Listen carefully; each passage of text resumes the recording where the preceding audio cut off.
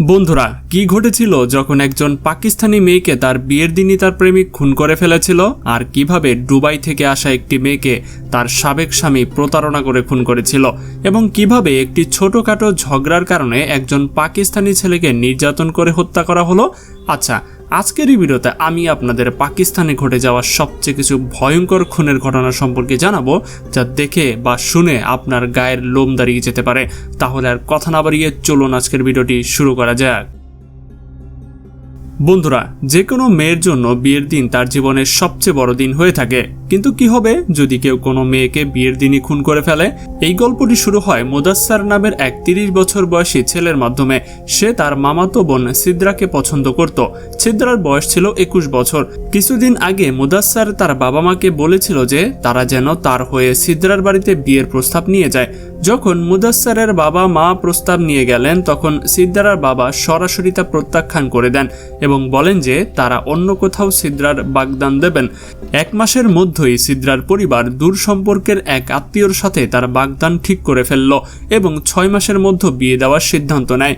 মুদাসসার প্রথমে চুপ থাকলেও সময় যেতে থাকে। অবশেষে সিদ্রার বিয়ের তারিখ চূড়ান্ত হয়ে গেল।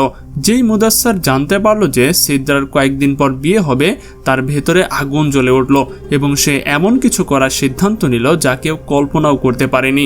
দেখতে দেখতে বিয়ের অনুষ্ঠান শুরু হয়ে গেল, আর মুদাসসার এমন ভান করলো যেন কিছুই হয়নি। এমনকি সে বিয়ের সব অনুষ্ঠানেও অংশ নিচ্ছিল। কিন্তু 18 এপ্রিল 2026 যখন সিদ্রার বিদায় হওয়ার কথা ছিল, তার একদিন আগে মুদাসসার তার সোশ্যাল মিডিয়ায় একটি পোস্ট করলেন, যেখানে লেখা ছিল, যদি আমাদের বিয়ে না হয় তাহলে আমরা রাজাপুরের কবরস্থানে মিলিত হব। अगर तो ना हुआ मेरा तो खुदा की कसम दोनों राजापुर की खाक में मिलेंगे। কিন্তু কেউই ঠিক তেমন মনোযোগ দিল না এই ব্যাপারে। পরের দিন যখন সিদ্রা তার বিদায়ের সময় প্রস্তুত হতে পার্লারে গিয়েছিলেন, তখন সেই নিজ ব্যক্তি হাতে ছুরি নিয়ে পার্লারে পৌঁছে গেলেন। এমনকি পার্লারে ঢোকার পর তার ভিডিও সিসিটিভি ক্যামেরায় ধারণ করা হয়ে গিয়েছিল। যেই সে ভেতরে গেল, সে সরাসরি সেই ঘরে গেল যেখানে সিদ্রা তৈরি হচ্ছিল। সে সিদ্রাকে রাগের সাথে বলল, যদি তুমি আমাকে বিয়ে না করো তাহলে আমি তোমাকে আর কারো হতে দেব না। সিদ্রা কিছু বলার আগেই সে ছুরি বের করে সিদ্রার বুকে 8 বার ছুরি আঘাত বসিয়ে দিল এবং শেষ পর্যন্ত তার গলা কেটে দিল। এতে সিদ্রার মৃত্যু হয়। কিন্তু গল্প এখানেই শেষ নয়। মুদাসসার এতটাই পাগল হয়ে গিয়েছিল যে সে সিদ্রাকে হত্যা করার পর নিজেকেও ছুরিকাঘাত করার চেষ্টা করে। যদিও সেই ছুরির আঘাত করলেও সে সেখান থেকে বেঁচে গিয়েছিল। মামলাটির তদন্ত এখনো চলছে। মুদাসসার জেলে আছে, কিন্তু বেচারা সিদ্রা তার জীবনের সবচেয়ে খুশির দিনে মৃত্যুর শিকার হয়েছে। সিদ্রার বাবা খুব কান্নাকাটি করতে থাকে এবং বলে, আমি রক্ত দেখে এদিক ওদিক ছুটছিলাম, পরে আমি আমার মেয়ের গলাকাটা অবস্থায় পড়ে থাকা দেখি। এই গল্পটি সত্যি অনেক দুঃখজনক। এই গল্প সম্পর্কে আপনার কি ধারণা, সেটা অবশ্যই কমেন্টে জানাবেন। বন্ধুরা, এবার যে গল্পটি বলবো সেটি দুবাই থাকা এক পাকিস্তানি দম্পতির, যাদের নাম হচ্ছে মুখতার কাজিম ও সামিয়ার। 30 বছর বয়সী মুখতার তার স্ত্রীর সাথে দুবাইতে থাকতো, আর তার পরিবার থাকতো পাকিস্তানে। তাদের জীবন স্বাভাবিকভাবেই চলছিল। 14 এপ্রিল 2016 সামিয়াকে পাকিস্তান থেকে ফোন আসে যে তার বাবার অবস্থা খুব খারাপ। সামিয়া সাথে সাথেই পাকিস্তানে যাওয়ার সিদ্ধান্ত নেয় এবং ফ্লাইট ধরে পাকিস্তানে পৌঁছে যায়। পাকিস্তান যাওয়ার পর তার স্বামী মুখতার সামিয়ার খোঁজ খবর নেওয়ার জন্য ফোন করলেও সামিয়া কল রিসিভ করলো না। মুখতার ভাবলো হয়তো সে ব্যস্ত আছে। কিন্তু কয়েক ঘন্টা পরও যখন সামিয়ার পক্ষ থেকে কোনো কল বা মেসেজ এলো না, তখন সে চিন্তিত হয়ে পড়ল। অনেক চেষ্টার পরও যখন সামিয়া কোনো মেসেজ উত্তর দিল না, তখন মুখতার খুব ঘাবড়ে গেল, কারণ এর আগে সামিয়া কখনো এমন করেনি। প্রথমে সে সামিয়ার বোনকে মেসেজ করলেও কোনো উত্তর পেল না। তারপর মুখতার তার কাজিনের সাথে যোগাযোগ করলো। কাজিন জানালো যে সামিয়ার হার্ট অ্যাটাক হয়েছে এবং তার মৃত্যু হয়েছে, কিন্তু বাস্তবতা ছিল সম্পূর্ণ ভিন্ন। মুখতারকে বিয়ে করার আগে তার চাচাতো ভাই শাকিলের সাথে তার নিকাহ হয়েছিল, কিন্তু সামিয়া সেই সম্পর্কে খুশি ছিল না। সে তার বাবার চাপে এই নিকাহ করেছিল এবং যে কোনো উপায়ে তা শেষ করতে চেয়েছিল। সামিয়ার মুখতারের সাথে প্রথম দেখা লন্ডনে হয়েছিল এবং সে মুখতারকে তার অতীতের সব কথা জানিয়েছিল। মুখতার তার সাথে মিলে লন্ডনে তালাকের কাগজপত্র তৈরি করে এবং সেখানকার একটি মসজিদে পরিবারের অজান্তেই নিকাহ করে ফেলে। এরপর সামিয়া কাজের অজুহাতে স্বামীর সাথে দুবাই চলে আসে, কিন্তু সামিয়ার পরিবার জানতে পারে যখন শাকিল সামিয়ার তালাকের ব্যাপারটি জানায়।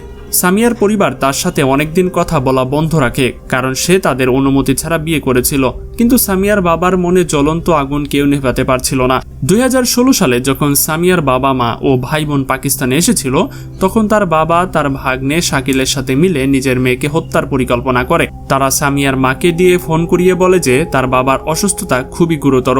সামিয়া ভেবেছিল তার পরিবার তাকে মাফ করে দিয়েছে, কিন্তু বেচারা জানতো না যে তার বাবা এবং শাকিল মিলে তাকে হত্যার পরিকল্পনা করছে। মুখতার যখন জানতে পারলো যে সামিয়া মারা গেছে, তখন সবকিছু বুঝতে পারলো এবং পরের দিনই পাকিস্তানে চলে এলো। পাকিস্তানে এসে প্রথমে সে পুলিশের কাছে গিয়ে সামিয়ার পুরো ঘটনাটি জানলো। সে সামিয়ার সাবেক স্বামীর ওপর সন্দেহ প্রকাশ করলো। তদন্তে মুখতার সন্দেহ সত্য প্রমাণিত হলো। শাকিল শেষ পর্যন্ত অপরাধ স্বীকার করলো এবং জানালো যে এই হত্যাকাণ্ডে সামিয়ার বাবাও তার সাথে জড়িত ছিল। শাকিলের বক্তব্য, সে সামিয়ার গলা টিপে নাকি হত্যা করেছিল এবং যখন সে সামিয়ার গলা টিপছিল তখন তার বাবা সামিয়ার পা চেপে ধরেছিল।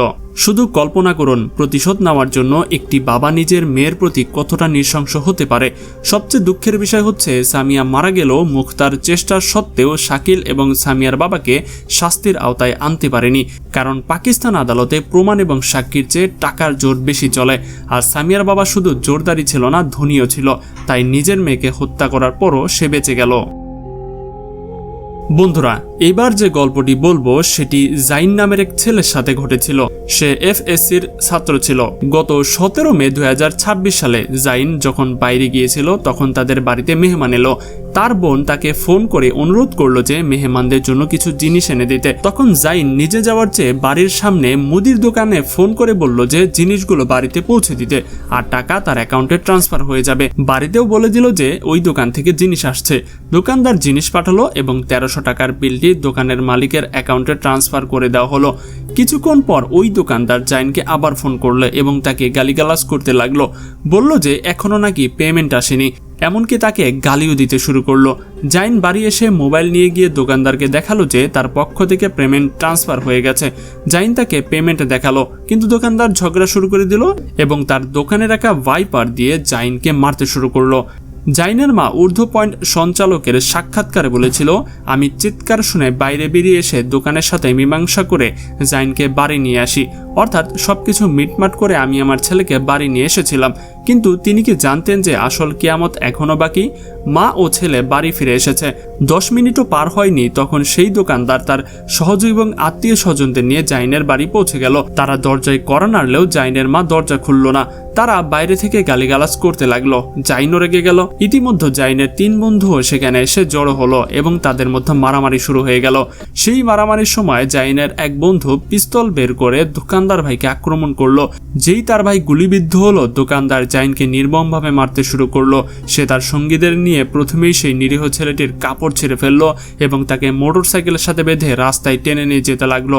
যদিও জাইনের কোনো দোষ ছিল না, গুলি তো তার বন্ধু চালিয়েছিল, তবুও তার সাথে এত নৃশংসতা করা হলো। জাইনের মা বলছিল তিনি এবং জাইন তাদের কাছে মিনতি করছিল, আমাদের ছেড়ে দিন, আহত ব্যক্তিকে হাসপাতালে নিয়ে যান যাতে তার প্রাণ বেঁচে যায়। কিন্তু সেই হত্যাকারীরা কারো কথাই শুনল না।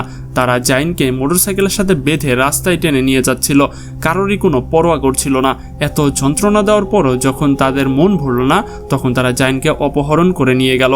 বিশ্বাস করবেন না, সেই বর্বরতা তারা এত নির্যাতনের ভিতরে নিয়ে গেল যে শরীরের সব হাড়গোড় ভেঙে দিল এবং শেষ পর্যন্ত তাকে পিটিয়েই হত্যা করে ফেলল। কিন্তু গল্প এখানেই শেষ নয়। জাইনের মৃত্যুর পরও তারা তার লাশের প্রতি দয়া করল না। লাশ মোটরসাইকেলের সাথে বেঁধে আবারও রাস্তায় টেনে নিয়ে গেল। এরপর তারা জাইনের লাশ তার বাড়ির সামনে ফেলে গেল। এইভাবে একটি ছোটখাটো ঘটনা রাগের বশবর্তী হয়ে এক নিষ্পাপ বালকটির প্রাণ হারালো। শুধু ভাবুন, কেউ এত ছোট বিষয় নিয়ে এত আক্রমণাত্মক কিভাবে হতে পারে। এটি কিন্তু খুবই সম্প্রীতিক একটা ঘটনা, যার তদন্ত এখনো চলছে। যাই হোক, এর চেয়ে দুঃখজনক ঘটনার কি হতে পারে? এখন আপনাদের কি মনে হয়, জাইন কি আসলেই 1300 টাকা পাঠিয়েছিল নাকি ভুলে অন্য কোথাও চলে গিয়েছিল? আর দোকানদারি বা এত টাকা কেন দেখালো? তো বন্ধুরা, এই বিষয় সম্পর্কে আপনারা কিছু জেনে থাকলে অবশ্যই কমেন্টে জানাবেন। তো দেখা হচ্ছে পরবর্তী পর্বে। আজকের ভিডিও এই পর্যন্তই। আর এমন ভিডিও যদি আরও দেখতে চান তাহলে স্ক্রিনে দেখানো 4টি ভিডিও যেগুলো একটা আপনারা দেখে আসতে পারেন। আশা করি অনেক বেশি মজা পাবেন। তো আজকের মতো এখানেই বিদায়। আল্লাহ হাফেজ।